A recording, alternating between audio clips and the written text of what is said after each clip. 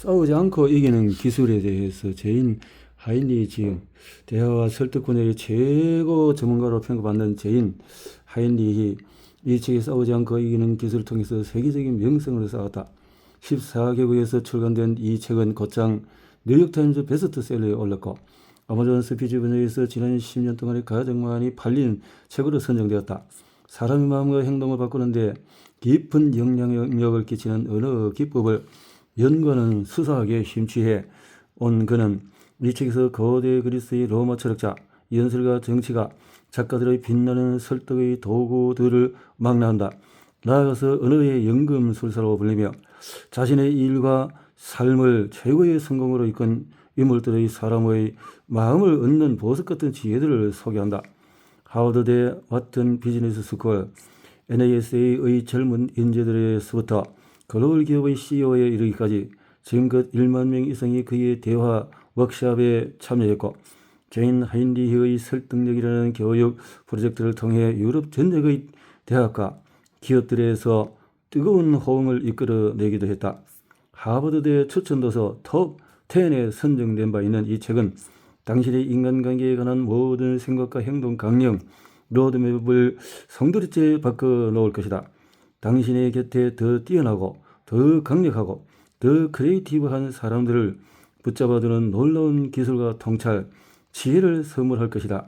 피말리는 경쟁 없이 상처뿐인 싸움 없이 당신이 원하는 목표와 성과를 손에 넣는 일생일대의 경험을 만끽하게 될 것이다. 싸우지 않고 이기는 기술, 조용빈 옮김. 멋진 책이라고 서두에 이렇게 보여지네요. 머릿말에서 수사학이 당신의 인생을 바꾼다. 존 퀸시 애덤스를 아는가? 미국의 6대 대통령이다. 그는 상원 의원으로 일하던 1805년에서 9년 하버드대에서 수사 강의를 펼치게 됐다. 배가 나오고 머리가 벗겨진 38살의 애덤스는 인간관계와 커뮤니케이션에 관해서 배움에 갈급한 학생들에게 이렇게 말했다. 고대 철학자와 정치가, 역사가들의 웅변 속에는 엄청난 힘이 숨어 있습니다. 언어의 연금술사들인 그들의 말 한마디 한마디는 수많은 사람의 마음을 움직였고 그들의 목소리는 세상을 방향을 이끌었습니다. 사람을 얻는 대화, 원하는 것을 얻기 위한 설득, 까다롭고 강한 상대를 부드럽게 이기는 기술을 얻고 싶습니까? 수천 년을 이어온 수사학 책들을 탐독하세요. 그랬네요. 수사학이란 타인을 설득하고 영향력을 발휘하는 데 필요한 언어술을 연구하는 학문이다. 아리스토텔레스 이후에 본격적으로 발전하기 시작한 수사학은 약 3000년을 이어온 오늘날 읽고 쓰고 말하고 소통하는 능력을 개발하는 데 가장 유용한 지혜를 제공한다. 수사학의 대가들은 말한다. 논쟁을 피하지 마라. 논쟁을 즐기는 자가 이긴다. 논쟁의 기술은 싸움의 기술이 아니다.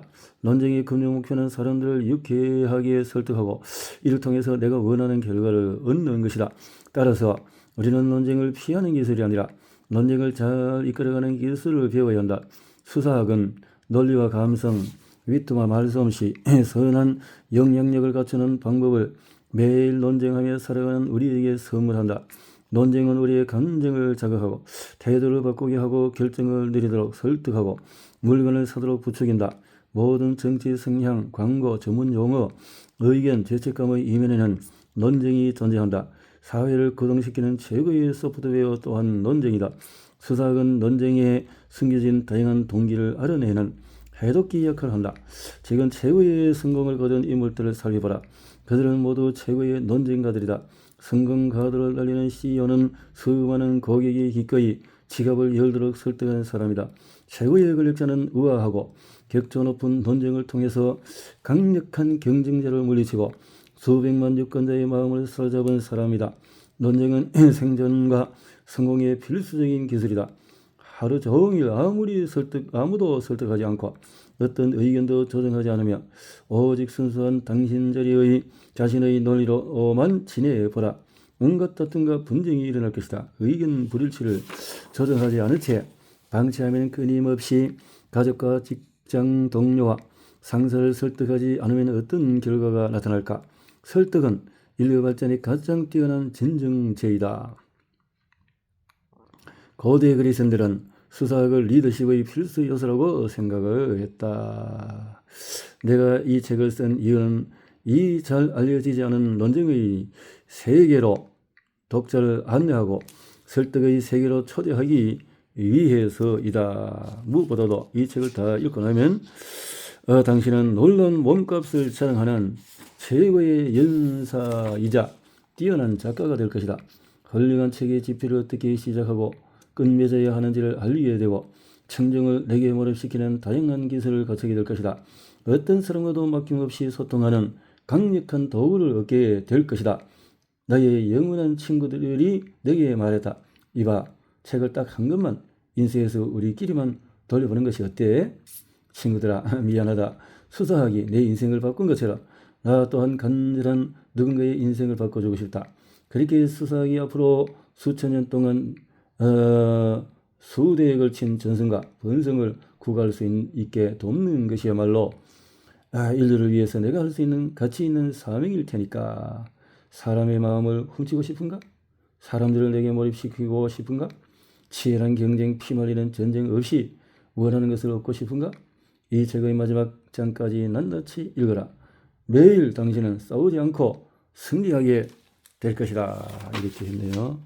차례를 보면 1장에서 이 치열한 논쟁, 두 번 목표, 미래, 사랑을 이용하고 최고의 무기는 디코럼, 미소, 또 프로네시스를 펼치라, 두비타티오 연금술, 파토스, 볼륨을 낮춰라, 신의 목소리를 들으라, 정의, 매력적인 사례를 모으고 후크를 찾고 휘슬을 불고 그래서 스스로 무너지게 만들어 보라. 마법사가 되어라.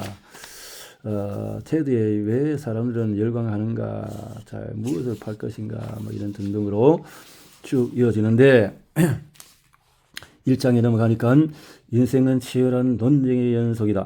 진실은 늘 가까운 사이의 논쟁 속에서 떠오른다. 데이비드 휴움.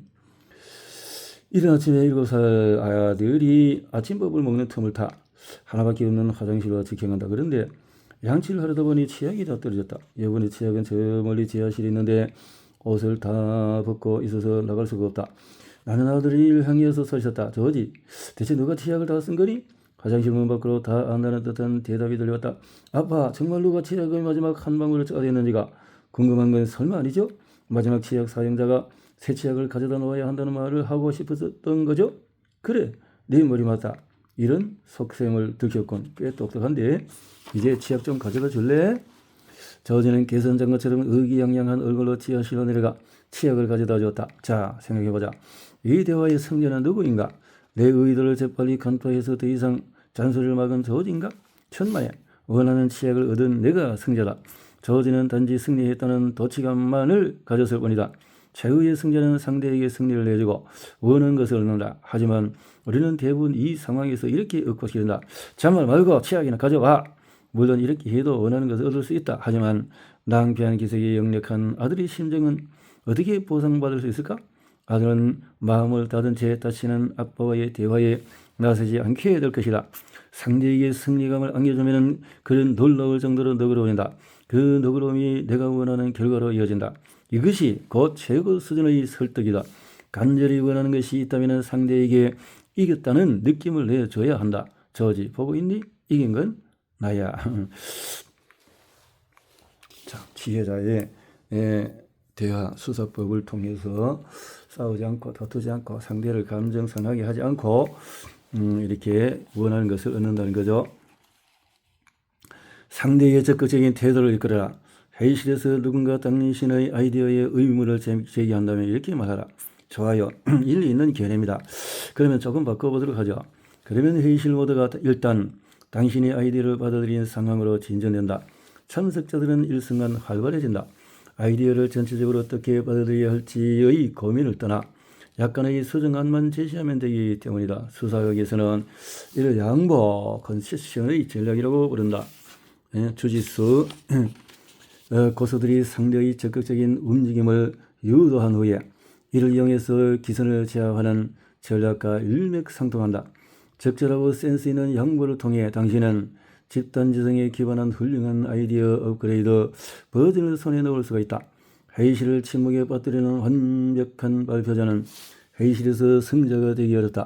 빈틈을 설계하는 자가 원하는 것을 얻는다. 디멘스 코플라티오. 회의실에서 승자가 되는 유용한 팁을 하나 더 소개한다.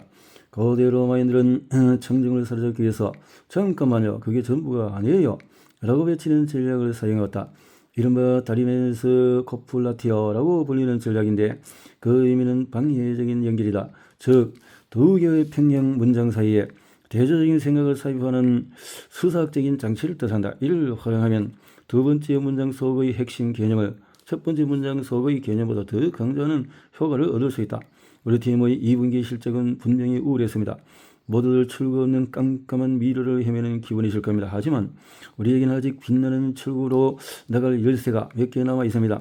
희망으로 나갈 열쇠가 있다는 사실을 강조하기 위해 출구 없는 깜깜한 미래를 먼저 배치한다. 그러면 팀원들은 희망과 열쇠를 더욱 집중한다. 즉, 서로 대치되는 개념을 연결함으로써 말하고자 하는 요점을 더욱 강조할 수 있다. 첫 번째 문장의 흐름을 방해하는 대치되는 문장을 삽입하기에 또 방해적인 연결이라고 불린다. 이대로 가면 어제와 똑같은 자세를 일하다 보면 회사는 조만간 구조 조정이란 칼을 꺼내들 것입니다. 팀 전체가 날아갈지도 모르죠. 하지만 우리 팀에게는 분명히 우리도 모르는 놀라운 에너지와 기회가 숨겨져 있습니다. 들어보시겠습니까? 원유 가격이 계속 오르고 있어서 우리 회사도 타격을 받을까봐 걱정하는 분들이 많습니다. 모두가 무거운 얼굴입니다. 하지만 이 위기를 기회로 바꿀 방법이 제게 있습니다. 앵무새처럼 맹목적으로 희망만 노래해서는 안 된다. 절망만 주구장창 늘어놓아서도 안 된다. 진짜 희망을 심어주고 용기를 북돋아 주기 위해서는 절망과 희망을 병행하게 배치해야 한다. 좌절과 도약을 나란히 놓아야 한다. 그러면 더 적극적인 극적인 효과를 얻게 된다. 디리멘스 코플라티오는 설득력 있는 글쓰기와 대정 연설에서 강력한 힘을 발휘한다. 당신의 주장의 깊이와 뉘앙스, 감정적인 영향력을 더해준다. 이를 통해 당신의 주장을 상대의 마음에 더 깊이 각인시켜 오랫동안 기억에 남게 한다.